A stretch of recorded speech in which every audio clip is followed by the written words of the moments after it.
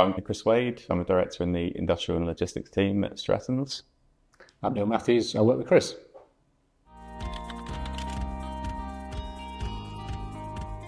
We've come from a high of a couple of years ago where the market was absolutely booming. And I suppose in the industrial lettings market, against other sectors, has coped very well over the last couple of years. And we've seen a real sort of just steady amount of demand. I think it's fallen away from the real peak. It's still demand across most size ranges for most units, and the rents have continued to increase, albeit at a much slower pace, and void levels are still pretty low. I think it's fair to say that the industrial property market and its various sub-markets, some have been more buoyant than others in recent years. There's a plethora of research out there that tells us that occupier demand from the e-commerce sector will continue to grow. We haven't seen that growth within the occupier demand that we have on our books at the moment, certainly in London. But there are artisan food sectors. The food and beverage market seems to be fairly buoyant still. The creative sector, the truly creative sector, the artists, is still very much there. And the complete other end of the spectrum, sort of the waste and minerals, there is a market there, but it's a bit more subdued. The one growth area that we've witnessed, certainly in the last 6 months, is the self-storage market, which has continued to grow with demand for sites from the main players. And there's been a number of new parties coming into the market.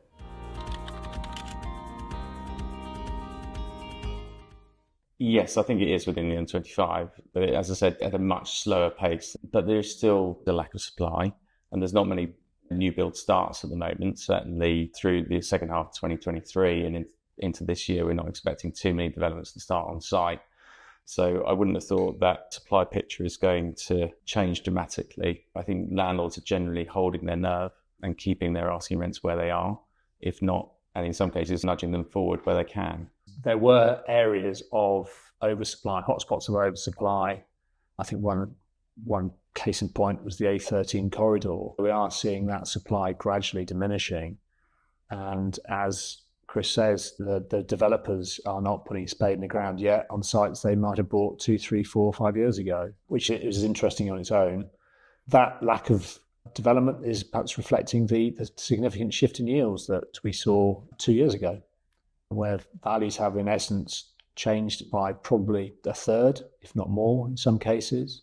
But there are areas of inner London where we're still seeing positive growth, not just incremental, but positive growth, particularly in inner London, where there is demand from the retail sector led and the West End and City occupier markets, which is interesting on its own. These operators have become, they're not just interested in shops, they have other uses, not just warehousing, it's archive storage for their products, it's even production in some cases, onshoring from overseas. A lot of it's led by specialist staff they have and want to retain.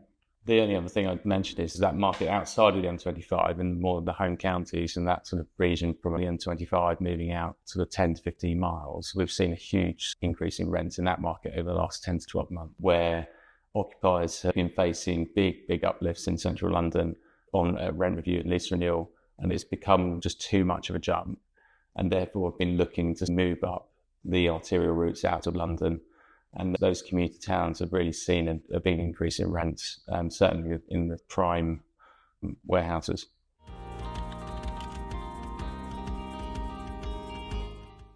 Prime rents in London, we're often quoted, or the market often suggests prime rents can be as much as £40 a square foot. But very rarely does that actually come to fruition. It depends where the properties are in terms of the micro location. Some properties are far more attractive to occupiers, others aren't. As Chris says, the market is now becoming more price conscious, perhaps, in terms of the occupiers looking at where they can get best value for money. And sometimes secondary properties, whether it's secondary in terms of quality or secondary in terms of location, come to the fore in that aspect. There's no doubt that the very modern new estates have been built by some of the core developers, have a very strong position in the market, with occupiers needing that ESG compliance. But that comes at a cost, and there are many occupiers that don't want to have that cost.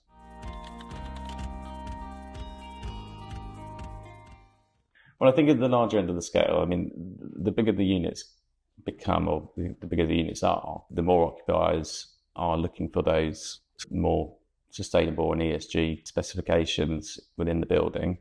And at the lower end of the spectrum, the target occupiers, being SMEs, they're more concerned with their location, pricing, eaves heights and loading. But after that, their requirements on specifications lowers. I think it's fair to say that the artisan creative sector, what we used to call light industrial, is a strong part of the inner London market today, with a desire for them to be near public transport to enable their staff to get to and from their place of work. It's obviously a common thread at the moment that staffing is a challenge, and helping them, the staff and colleagues, to get to their offices or factories or places of work is an important part of how the business decision is made. New build starts have slowed down over the last year. People are looking at development sites in a slightly different way, and I think that they're looking to perhaps utilise them as open storage, to break them up into smaller plots, surface them, make sure that security's right, lighting's in. So drive rents over the next 5 to 10 years until the next development cycle comes around, and then at that point redevelop the sites. It's an interesting concept that we're not creating new industrial land. In the main, industrial land supply stock is diminishing through development for other uses, ostensibly, as has been well put into the media. Housing has taken up a lot of industrial land. Whilst there are protections in place in terms of planning policies to ensure that there is a supply of industrial land, often we're seeing that the supply of industrial accommodation doesn't necessarily meet occupiers. So, as Chris says, maybe there's an argument to say park your site until such a time that it creates a different value and a different economic climate by renting it out and creating income.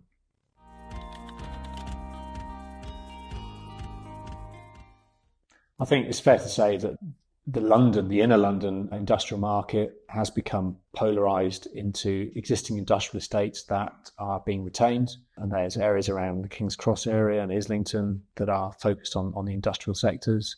There's areas around Bromley by Bow and Canning Town in our patch. And as you head north, you've got the Enfield market. I think they are distinctly different these days, with the occupier demand for inner London coming ostensibly from, as you might expect, inner London, whereas as you spread further out to the north and south circular and also the M25, more focus on logistics as a market. Well, yeah, I suppose Brewery Road is a case in point of that inner London market. So Brewery Road in King's Cross, where we had 2 units where we were marketing them for the City of London. It was formerly owned by Burton Wines. They came out, it's about 35,000 square feet overall. The unit was split in 2, fully refurbished, and now we've got them under offer to retail-led clients. They're very different uses in a way, but essentially they are serving the central London market. They need to be close to their offices in central London, and we're prepared to pay a fairly premium rent to remain in that location or remain as close to the West End as they could. Because really after that, you're then looking out towards the North Circular, and essentially it's just that much longer and more difficult to supply their own business requirements.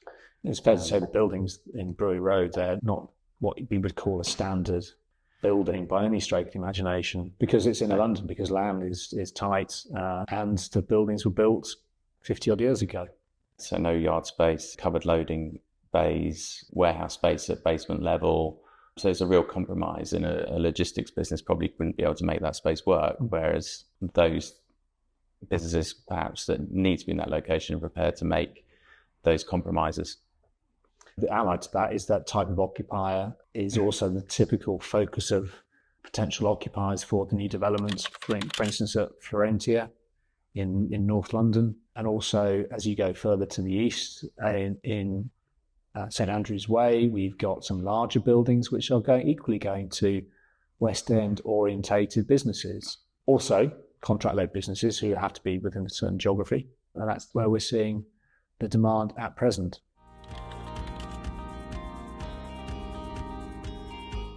As you head towards North London in terms of Tottenham, Hale, and even Blackhorse Lane and Walthamstow, there are a range of occupiers with the focus in recent years being on the F&B sector, particularly in Uplands Business Park. There is a draw from the brewery trade, there's distillers on site, as well as coffee roasters and other artisan food operators and producers. Similarly, in Lockwood Industrial Park in Tottenham, Hale, there are beaver towns located, as are various other food suppliers. I mean, just picking up on like Florentia in Upland, they've been a success because the landlords have really targeted those sectors. The one or two has turned into a real snowball. They all want to congregate together, those breweries and those roasteries. But it doesn't just happen overnight. No. There's a lot of planning and thought that went into that to create those hubs for creative businesses in industrial locations. It's not just a case of putting up a board and just hoping that tenant mix will happen. There is some planning behind it, and those rents are what they are because breweries are desperate to be in Uplands now because there is so much value there to be alongside the others. With Florentia, we've got 100,000 square feet of new build space that's going to be delivered in October of this year, hopefully.